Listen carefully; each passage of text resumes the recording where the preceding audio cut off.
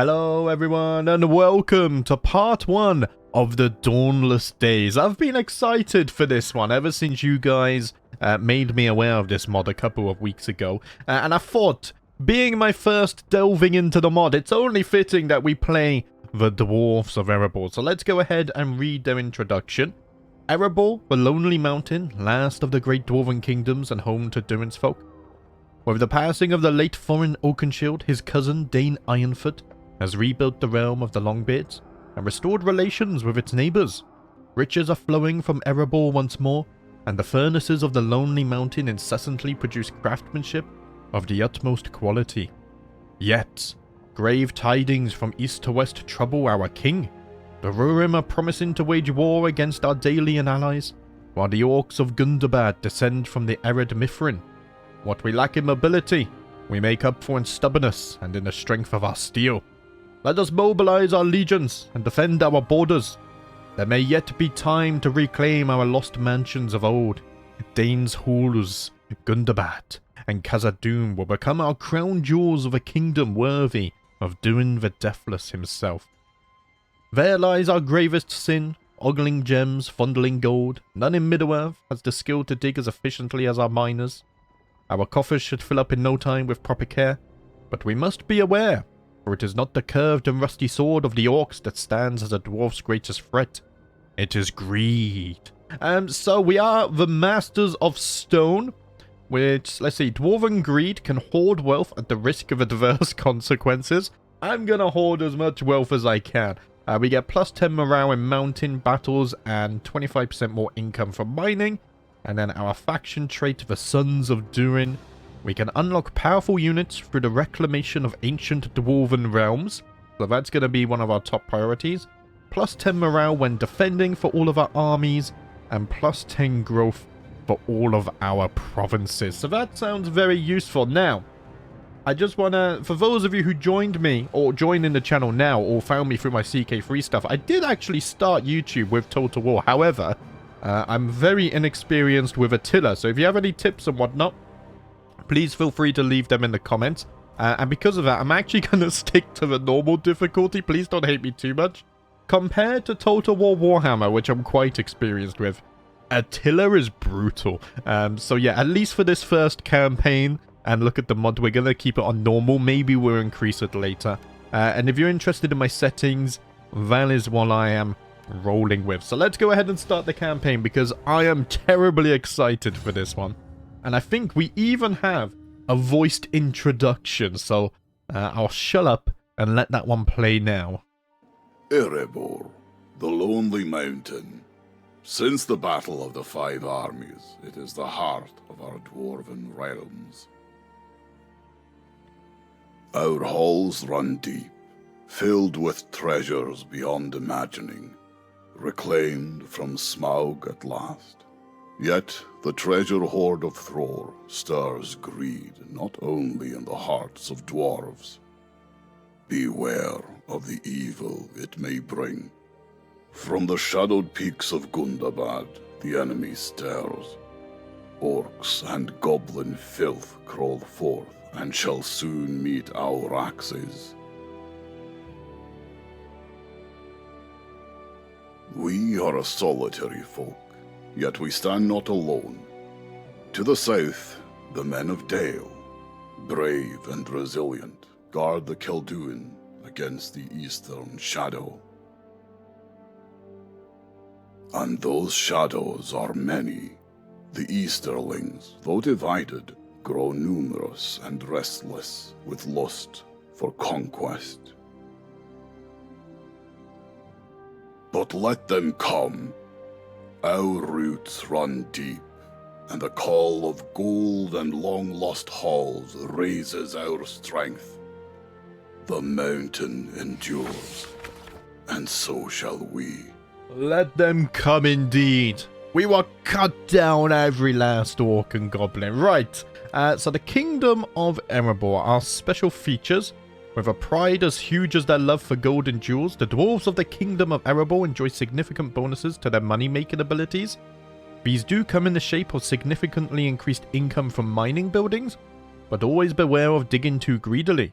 Erebor can gain more money through the greed mechanic. This allows the dwarves to construct the treasure hoard building and generally stimulate its economy. However, these benefits come with significant long-term downsides. Better weigh your options when faced with these kinds of risks.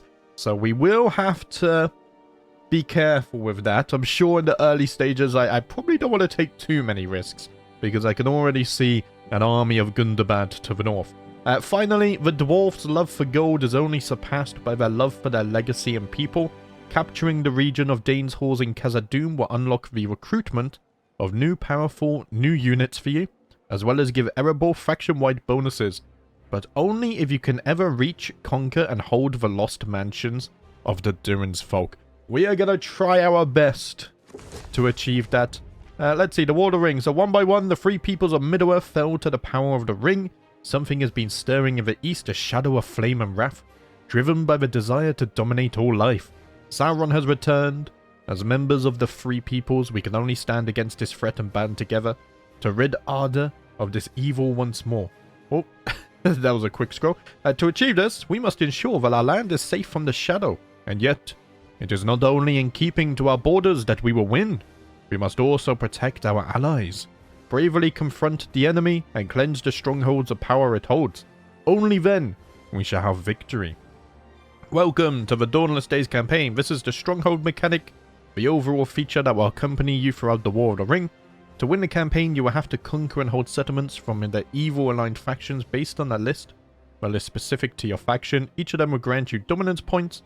While there are other ways to gain dominance, these will ultimately be the measure for which your campaign is won. Have fun and good luck. Well, thank you for that, and thank you for creating such a cool mod. I did live stream this a couple of days ago, and first impressions, I cannot wait to see where this goes. Because keep in mind, guys, this is the first beta release, so it should only be upwards from here.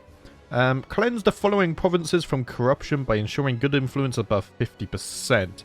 So influence is going to be important, thereby increasing your dominance score. Okay. So let's see, we have Mordor Heartlands, Aphelion, Moria. The Misty Mountains will obviously be one that we focus on. The Angmar Mountains as well. Southern Woodlands, the Gap of Rohan, Runic Plains, Harad Wastes, Umbar Coast. So yeah, these two are probably going to be the ones that I focus on, at least for the first part. We need to reach level of dominance 10, and then for that, we get a victory. We won't read the flavor text on that until we actually win, or if we actually win, I guess I should say. But guys, here we are. We are finally in the campaign. Right, where should we go first? Let's take a look at our faction, I think. Where we'll get all of our politics sorted. This is one thing that I absolutely love about Attila, is all of this stuff. So I think first things first, we're going to need someone to govern the Dwarven realms. And I think Thorin would be a good candidate for that. If we take a look at him, let's see. He's stubborn, so he gets more command and authority. I think governance is important, right? Yeah, so the more governance you have, construction cost is cheaper in the province. And you also get more tax rate as well. So that doesn't really help us. In fact, we lose relations with the Northmen and the Elves, but that's fine. He has a coin warden, though, which gives us government plus 10% tax rate in governed province, and minus 25 corruption as well, and an architect, so another governance, and 10% cheaper construction cost. Yeah, I think Thorin is gonna be a prime candidate for governor here. And then let's see, if we go back to our offices, we'll put Thorin in the Elder Counselor. I think as he gets good at this, eventually he can get promoted and then work his way up. And I think let's also get Dwalin and Gloin in there as well. Why not? Yes. Lovely stuff. Okay, should we start the video off with a battle, or should we do some diplomacy first? I know in Warhammer, you should probably do diplomacy first before you lose any men. So we do have trade with Dale, which is nice. I wonder if I can get military access as well.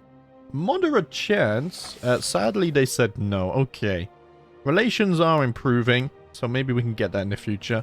Franduil, would you like a trade agreement? Let's see, where is it? Sorry. Break trade agreement? No. There we go. Trade agreement. Oh, chances are I could ask for some gold, but we could also get military access as well. How about that?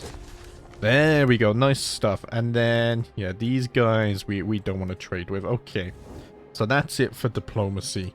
In terms of research, I know military is super important in Attila, which is kind of funny because in Warhammer, I'm going to reference Warhammer a lot because it's the Total War I'm most familiar with. In Warhammer, I always go economy first, so we're going to be doing something terribly different. So this gives us blacksmiths and forges. I think I want to get to tier 2 and tier 3 units as fast as possible. So maybe getting over here, and also some siege engine would be nice. But I think if we complete all of this, we do get +1 control. So maybe the idea is to complete all of these first. So let's start with military production lines. -5% upkeep cost for all our infantry units, and then we unlock the blacksmith and the forge as well. Lovely stuff. And I think, yeah, we can see our trade in here. Do I want to lower the taxes for some bonus growth? We could do that. How is our growth right now? We have 12 surplus.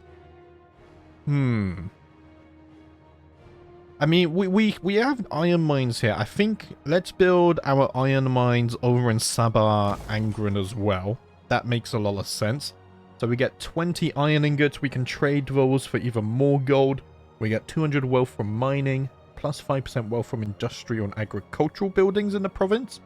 And then -2% recruitment cost for land units as well. Sounds really useful. Let's also get the gem mines online. What do those give us? So 20 sacks of gemstones to trade, 300 wealth from mining, plus 5% wealth from commercial buildings in the province, and then bonus income from commerce, plus 2% faction-wide. Ooh, that's nice. Let's do that. Also, I just noticed we have a tooltip.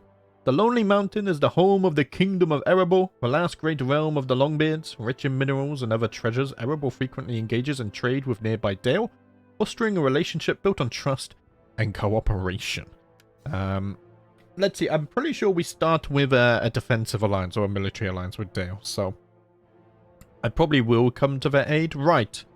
But I think it's time we look at our armies. Tier 2, Tier 1. Oh, Tier 3 crossbowman is nice. So that's Gloin, and then we got Dane over here. Oh, Tier 4 Iron Guard. Yes. Tier 3 Axe Warriors as well. Another Tier 4 unit. Right. We're going to want to deal with these guys as soon as possible. I'm probably going to recruit after this battle. Well, we've got to win the battle first. Let's not get ahead of ourselves. So let's deal with these orcs. Can I see what their army is? A lot of Tier 2 units, some Tier 1. Kind of scared of javelins. I have not had a good experience with javelins since I've started playing Attila. Right, you're going to run away, are you? Okay. So I guess we're going to have to force march you in here. Because I do want those units. Whether they're going to be on the front lines or not, though, because they're going to be exhausted. Probably not. Maybe we can use them as a flank unit. Depends how big the front line is, because they have a lot of melee. So I might actually have to put them in the front line. Anyway. Come on, Gloin. It's time to cut these goblins. They dare trespass in the lands of Erebor. Let us cut them down where they stand. Can I see the terrain? I can. Right. There's a bit of a forest there, but we fight in the plains. We should be fine. Let's fight our first battle. Hopefully it's a victory. If I was to lose here, that would be terribly embarrassing. Oh dear. And the load times are quite quick. As the attacking force, you may choose to wait for more favorable weather conditions before commencing your attack. So we're currently in rain. It takes more to ignite ships, buildings, and deployables. Oh, fighting in the rain is thematic, isn't it? But let's save that for a bigger battle here. Let's see if we can get some better conditions. Some fog, severely reduced visibility. Probably not good for our crossbows. So let's wait a little bit more. Ah, there we go. Current weather, dry, no adverse effects. Let's start deploying. And I guess Now would be the time to take a look at some of our units as well. Here, let's get them out of the bush. And then we can have a proper old look at them, can't we? So we got some crossbows here. Hold on a minute. Let me turn around. Get a nice look at those. Oh, they look incredible. They do look incredible. I think these are our tier 1 Dwarven warriors in the background. Looking very cool as well. Holding the banners of Erebor. I know, I think these are our tier 1. This is our tier 2 unit. Yeah, Dwarven warriors are tier 2. And this is Dwarven Company, tier 1 unit. Very cool stuff. I gotta say, the models are very impressive. And then over here, I think this might be Gloin's. Yeah, there's Gloin. This is Gloin's bodyguard. Tier 4 heavy shock infantry. The Dwarven Barrack Guard. They look insane. And then over here, we have some more tier 1 infantry. As well as, I think this is our tier 2 crossbows down here. Right. We will have to wait for reinforcements. But I guess before we do that, I can kind of set up over here. So this is going to be... Oh, hold on a minute. Wait. It auto-locks the group. Sorry. Right, let's do that. And then I guess we can lock them. Our crossbows as well. We'll just keep them behind for the time being. Something like that. And then Gloin will be back here. Although... Here, let's start the battle. We're going to have to wait for reinforcements anyway. Here they are. Oh, the battle horns. I love it. The dwarfs are joining us, lads. Dane and his company have arrived. Right, let's bring them over here and we can get organized before we approach the goblins. Right, there we go, finally. Of course, dwarfs, natural sprinters over short distances, but not much else other than that. I'm thinking... Let's see. I think I will actually... We'll take a look at these guys as well. I will put these on the flank. Even though they are tired, they are an elite infantry as well, so let's not forget that. And then, let's see. We'll put you a bit further back here, Dane. We also got to get a look at these units as well. Yeah, look at these guys. They are very tired. They're kind of slouched over and whatnot. Their armor looks incredible. And then we got our spears over here as they just run through everyone. Oh, we got to take a look at the spear war too, haven't we? And then let's look at the mighty Dane. Does he have his axe? It's invisible. Okay. I mean, it is a beta, guys. Let's not forget that. Oh, already, look at this.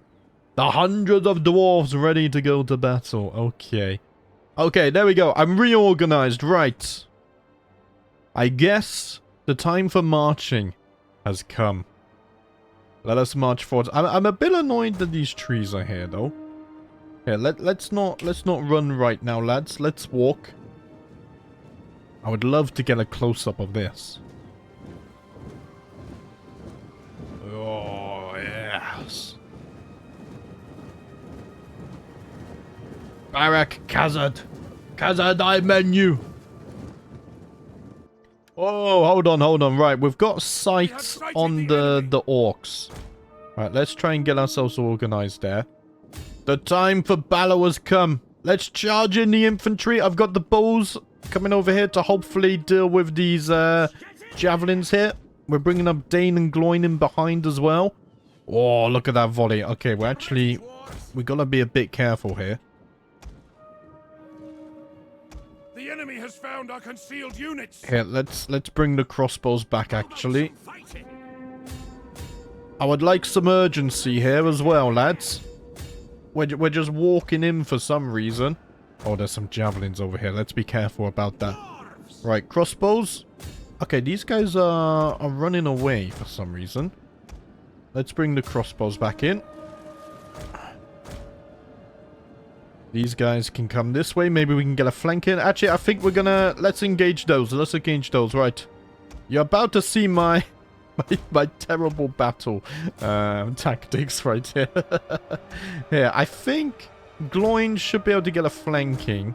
Oh, these javelins on the flank are not making me very happy.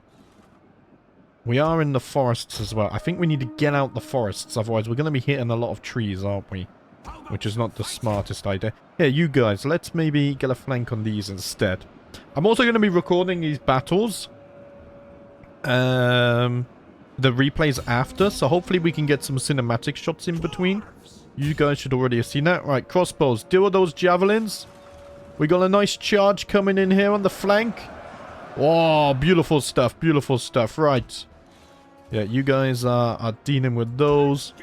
Yeah, we can probably bring in Dane as well. He can do some work. Let's get these guys in behind, ready for a flank. Things are not looking too shabby. Right, spears. Chase down those javelins. You guys into the back of those. I think you guys go for the general. Let's flank with the crossbows as well. Should we bring those in? Oh, nice, nice, nice. They're breaking. Okay, let's go in. Go for the general, lads. Right, Dane, what's this? Entity mass charge bonus. Okay, a bit too late for the charge bonus, but... let's see. Give the general some minus morale. Let's give these guys some bonus morale.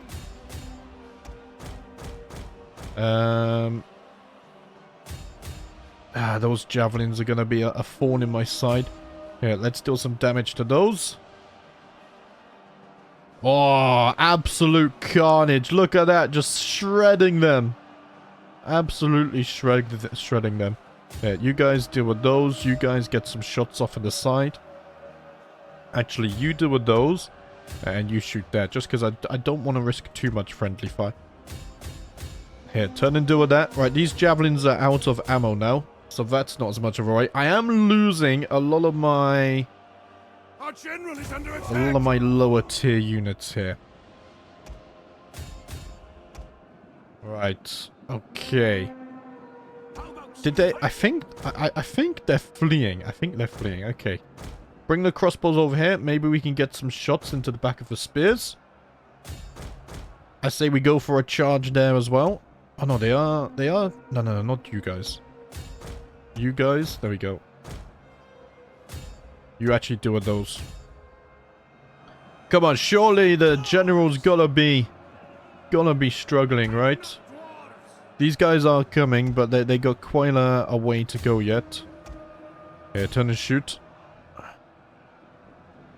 We should be fine. These guys will break soon. Losing a lot of low tier units. Okay, I think the general is trying to escape. That's a good sign. Oh, the enemy general is dead. Really nice. Okay. Let's see. Cut them off. Don't let them get away, lads. There we go. I think we caught them. Right, battle has ended. Nice. Yeah, let's get you guys out of the way there. And we're just trying to shoot off many of them as we can. Chase down these guys as well. There can be no doubt this is a great victory. The enemy are dead or running for their lives. And yeah, if we take a look at the losses, we lost 283, but we did kill 1,400 of the enemy, which they really don't have a lot left there. Let's see, 470 gold. I think I will take the gold. However, we haven't wiped out their army. They've just got some javelins left, right. Our crossbows can deal with those easily enough. But first, Gloin has gained a follower. So what do we want here? Miners give us wealth from governed province. Will Gloin become a governor? No, because he's a general. I don't think you can do both. So we want stuff that says commanded force. Like this, plus 5% ammunition for missile infantry is nice. Let's see. That's governed stuff. Missile attack rate plus 10% for siege units. When it says siege units, does it mean artillery? I'm sure you guys will tell me about that. Or campaign movement range plus 5% and minus 5% upkeep cost for all units. Right. Expeditioner is probably going to be the one that we pick. Yeah, this is all governed stuff. Melee defense is nice. Melee defense and melee attack is also nice, but that's only for the commander unit. Here, let's get an expedition leader. So the Dwarves of Erebor have a history of participating in deadly expeditions, always led by the finest sprinters. We shall employ the best scouts to guide our armies to war. Also, campaign movement range is going to be nice because our province here, in fact, it's better if we go to strategic overview. Our province is very stretched, but not only that, so is Gundabad, and then eventually the Misty Mountains and Khazad-dûm is going to be very stretched as well. So, yeah, the more campaign movement range we have, probably the better. Anyway, let's finish off these disgusting orcs. I will fight it manually. It's just something I like to do in Total War, is fight as many battles as I can. Even if they're quick, I can cut out the in-between stuff anyway in editing. Right, it is dry. Let's start our deployment. I will say one thing, though. Maybe it's because I don't know, but when I group enemies, it seems to lock the formation by default. Is there a way to unlock it in these older Total Wars? If there can be, then please let me know, guys, because... Yes, I would like to... When I have a group of infantry, for example, I'd like to redraw the line sometimes, but it keeps it locked in that original formation. Anyway, let's speed up, because we need to go and find those javelins. The enemy tremble before our superior numbers. Nice. Right, you guys are gonna go kill that, and we'll just keep the infantry behind for support. Why are you walking here? Chop chop. We don't have all day. Actually, we do. I'm probably gonna play this mod quite a bit. Right here. Slowly getting in range. Right, shoot, lads. Kill them. Destroy their numbers. We should be absolutely fine here. There we go. Get off another volley. Oh, we're kind of blocking these guys. It's fine. They're retreating. Right. Kill as many as we can, because I don't want to fight this army again. Preferably, I would have them wiped out. We lost 2 dwarves, but we did kill 116 goblins. Yeah, they have to be wiped out now. Surely. Surely they're gone. Oh, go on, stab him. Oh, brutal. I love it. I love it. Right. Our first army has been dealt with. Let's... 33 gold is not much. 1% replenishment's not much either. I guess we'll loot the battlefield. That's fine. We also have an army upgrade now. So I think we can get a banner. So what do we want here? Experience for Erebor axes. Morale against orcs and melee attack and defense. +1 in Wasteland or Steppe could be nice. Unit experience for Iron Guards and Crossbows. Melee defense +1 when fighting in own or allied territory. Bonus morale against elves. We're probably not going to be fighting against elves. At least not anytime soon. Ooh, 5% campaign movement range. And minus 10% fatigue rate for all melee infantry. This might be the one I pick. I just think campaign movement range is going to be so damn useful. Yeah, let's get the glorious banners of reclamation. A Dwarven Legion flying this banner marches to the glory of reclaiming lost Dwarven lands and mansions. Many doubted Erebor could be retaken from Smaug. Now all look to retake what was lost, including Durin's grandest realm, Khazad-dûm. Yes, let's go ahead and get that one. And we can see our buffs on the left. Lovely stuff, right. We're gonna need to replenish. So I think... Let's see. I think first things first, actually, is probably put these units all into one army. And the fact that Gloin has already leveled up, Gloin is probably going to be our main commander, at least in the early game. I don't want to risk Dane dying super early. Right, and then we go back to our buildings. We do have a little bit of food here. I would like to get some more, however. So let's develop some land in Minas... gone here? Non here? I have no idea how to say that. And let's see, what do we want? So, the goat pens will give us 60 food from animal husbandry, and then 12 additional food per local fertility level. I think fertility is really bad here. Yeah, base fertility is 1, right. And fertility only gets worse the longer the game goes on, so probably not that one. And then alternatively, we get 80 food from animal husbandry. And we also get 200 wealth from animal husbandry, right? So probably want to go towards boar farms. But let's build the basic farm first. And then in the capital... So let's see, control is good. Influence is important. Right now, Duin's folks' influence is going down. I believe we can see that in here. Minus 2.8% per turn. Wow, that's a lot. Okay. I might need to do something about that. I think this is a special building for us. So we get control up to +2 bonus from the presence of Duin's folks' influence. And we get +4 influence. Okay, for the region. Right. So we should probably build the monument. And then let's take a quick look. This is our treasure hoard. So what do we get here? Chance for events to trigger related to this location. We get +10 dominance points. We get 300 wealth from culture. We do get +10 ignorance though. So that's going to reduce our influence. Diplomatic relations -10 with all good factions. But we get +30% wealth from all buildings in the province. Wow, that's huge. And we get +1 provincial security. Protects against agent actions. Okay. I could upgrade our town center here. So what do I want? The grain exchanger gives us more food. We also get wealth from commerce. And more wealth from agricultural buildings. That's good because we are going to be going for agriculture, I think. Yes, with the ball pens. We get a market, we consume food, but we get wealth from commerce and +4% wealth from all builder. Don't think we need that. And I'm going to need the food to upgrade Erebor anyway. And then this also consumes food, but we get more control. Wealth from culture and enables recruitment of scouts. I might want to recruit a scout though.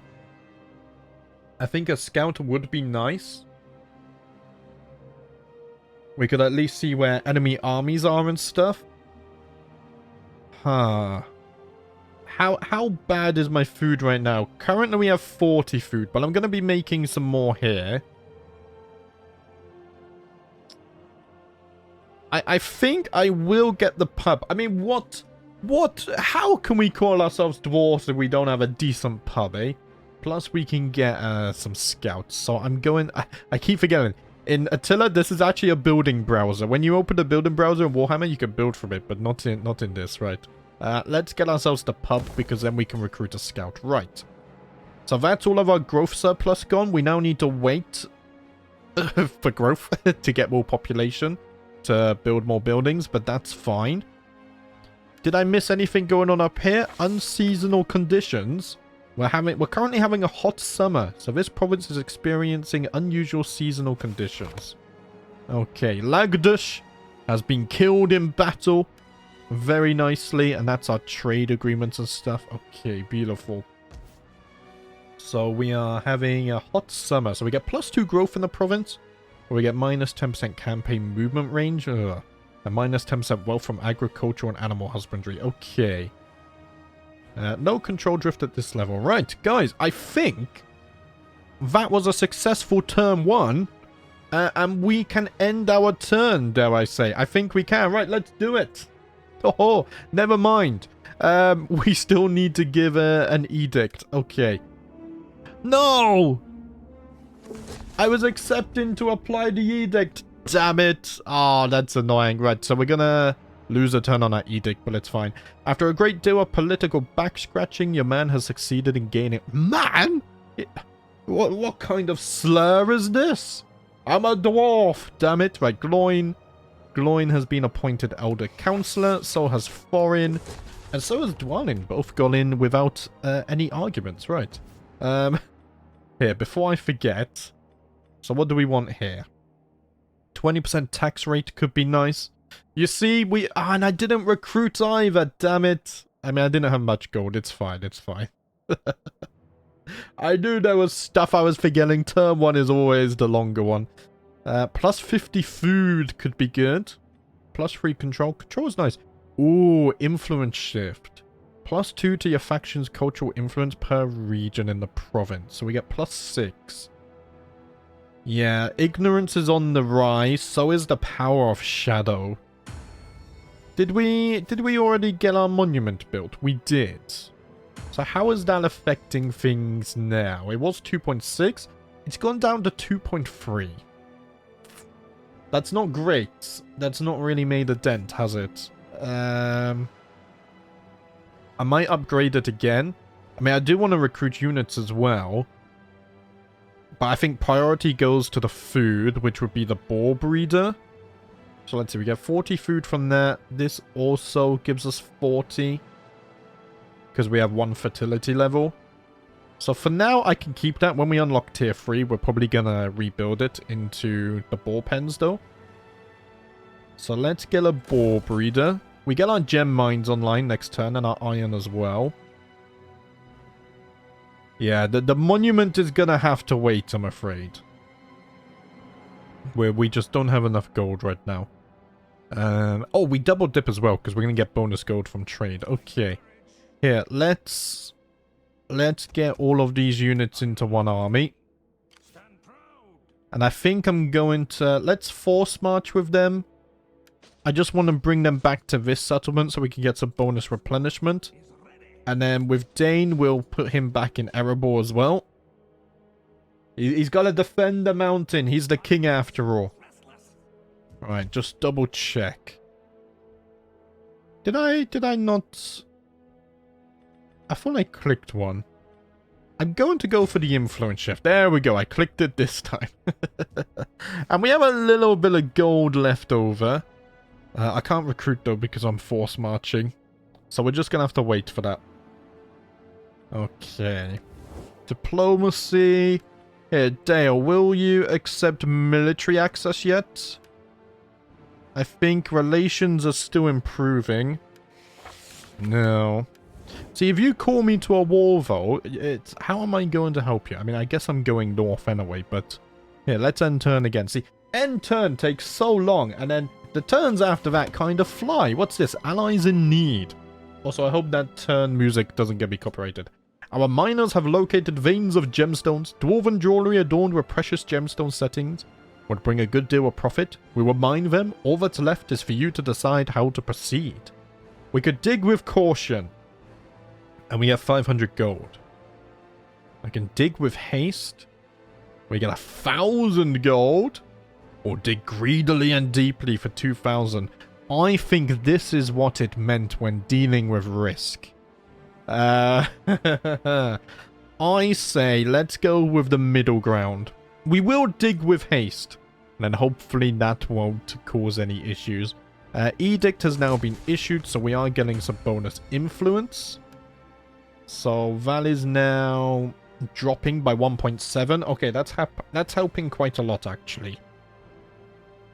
And we want to keep this quite high. I think if this gets too low, even stuff like recruiting units becomes a lot more expensive. So it's really important that we keep this as high as possible. Also, when you upgrade stuff like the treasure hold, we get even more ignorance. Which is, it's gonna be challenging to balance. Right. I don't think we're gonna upgrade these settlements because it consumes food. And right now I don't have a lot of ways to make food. So we're probably gonna save settlement upgrades for Erebor itself. I can upgrade the monument. Again, that's going to consume 10 food. We should be okay with that. We get even more control and we gain...